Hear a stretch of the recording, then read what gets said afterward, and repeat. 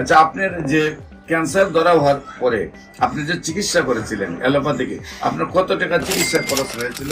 5 লাখ 6 লাখ।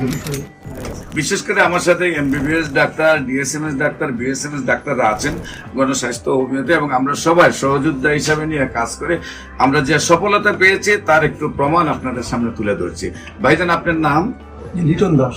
লিটন দাস। আপনার পিতার নাম? বলাই দাস। বলাই দাস। আপনার ওয়াইফের মায়ের নাম? সরস্বতী দাস। সরস্বতী দাস। আপনার ওয়াইফের নাম? ওয়াইফ নাই, বিয়ে করেন নাই? আচ্ছা আচ্ছা। আপনার বাসা কোথায়? সায়দাবাদ, পুরান ঢাকা, পুলিশ ফাঁড়ির পেছনে। সায়দাবাদ, পুরান ঢাকা, পুলিশ ফাঁড়ির পেছনে। কিভাবে কোথায় চিকিৎসায় যান, কিভাবে চিকিৎসা আপনার এই রোগ ধরা পড়ে, এবং কোথায় কোথায় চিকিৎসা করেছেন, এবং কিভাবে সুস্থ হয়েছেন একটু দেশবাসীর উদ্দেশ্যে বলেন। প্রথমে আমার 2-2.5 বছর আগে ক্যান্সার ধরা পড়ে, লাং ক্যান্সার। এখানে আমার অপারেশন হয়, একটা লাং চলে যায়, একটা লাং এটা ফেলা যায়, একটা রাখি। আর কেমো দিয়েছিলাম 3-4টা কেমো দেওয়ার পরে আবার 2 বছর পরে এটা ফিরে আসে শরীরে। ডাক্তার বলে আবার কেমো দিতে হবে। তো আমি আর কেমন না দিয়ে আপনার স্বর্ণপূর্ণ আপনাকে ফেসবুকে বিভিন্ন। আপনি প্রথম যখন ডাক্তারের কাছে গেছেন, যাওয়ার পরে ধরা পড়ছে আপনার ক্যান্সার হয়েছে।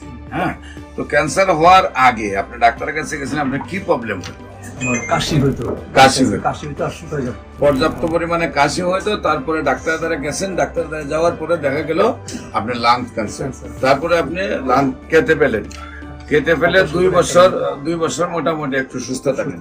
তারপর আবার ক্যান্সার ব্যাক করে আবার কফ টফ সব চলে আসে।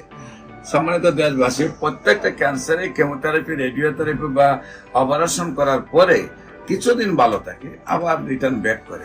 তারপরে আবার অপারেশন, আবার কেমোথেরাপি, আবার রেডিওথেরাপি দেওয়ার পরে আবার কিছুদিন ভালো থাকে, তারপরে আর চিকিৎসায় ধরে না, একসময় মৃত্যুর মুখে ঢেলে পড়ে। সবাইকে আমাদের অফিস ভিজিট করার আমন্ত্রণ জানিয়ে যে কোনো প্রয়োজনে স্ক্রিনে দেওয়া নম্বরে যোগাযোগ করার জন্য আহ্বান জানিয়ে শেষ করছি। সবাইকে ধন্যবাদ। আসসালামু আলাইকুম ওয়া রাহমাতুল্লাহি ওয়া বারাকাতুহু।